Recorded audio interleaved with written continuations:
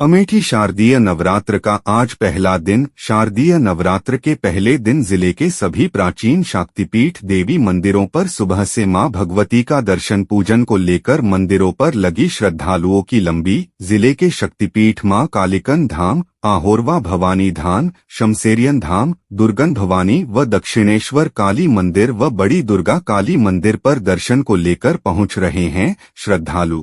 मंदिरों पर साज सजावट के साथ साथ सुरक्षा के व्यापक इंतजाम।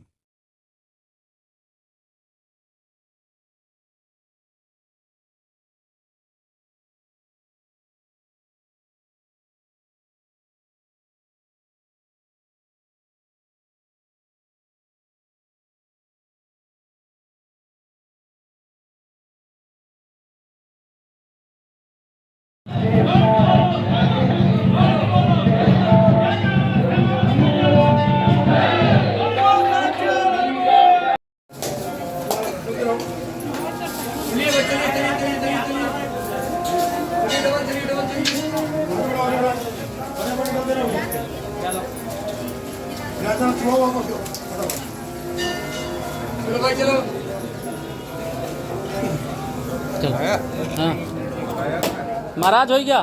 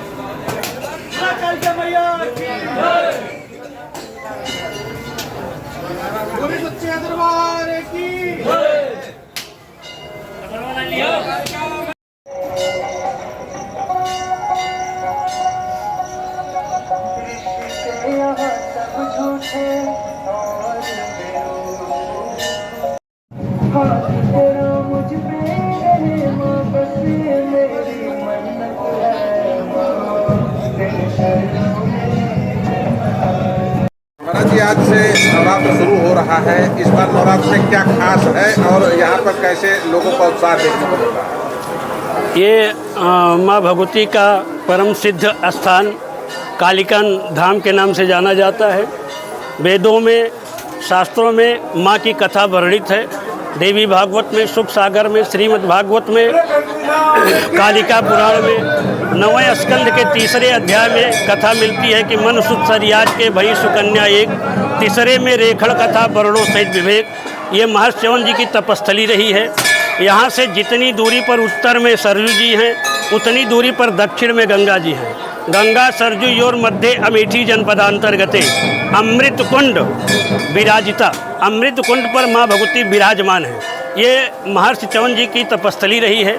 यहीं पर महर्षि च्यवन जी को युवावस्था प्राप्त हुई थी। यहीं पर महर्षि च्यवन जी ने अश्विनी कुमारों के यज्ञ में हिस्सा दिया था और यहीं पर महर्षि च्यवन जी की शादी भी सुकन्या के साथ हुई थी। उसी में सोम यज्ञ हुआ था। इसी वजह से अश्विनी कुमारों को उस सोम यज्ञ में हिस्सा दिया गया। देवराज इंद्र इत्यादि नाराज हुए। उसके बाद वार्ता हुई तो यथा तथा यज्ञ संपन्न हुआ। उसके बाद फिर माँ भगवती का आवाहन किया कि अमृत की रक्षा कोई कर सकता है तो शक्ति ही कर सकती है। क्योंकि शक्तिवर्धक च्यवनप्राश का आविष्कार यहीं पर महर्षि च्यवन जी ने किया था। इसीलिए से यहाँ पर बहुत प्रचुर मात्रा में आंवला पाया जाता है। तो ये महर्षि च्यवन जी, देवता, सभी लोग मिल करके अमृत की रक्षा के लिए माँ भगवती का आवाहन किए और माँ भगवती अमृत की रक्षा के लिए अमृत कुंड पर विराजमान हो गई और माँ कालिका के रूप से विख्यात हो गई।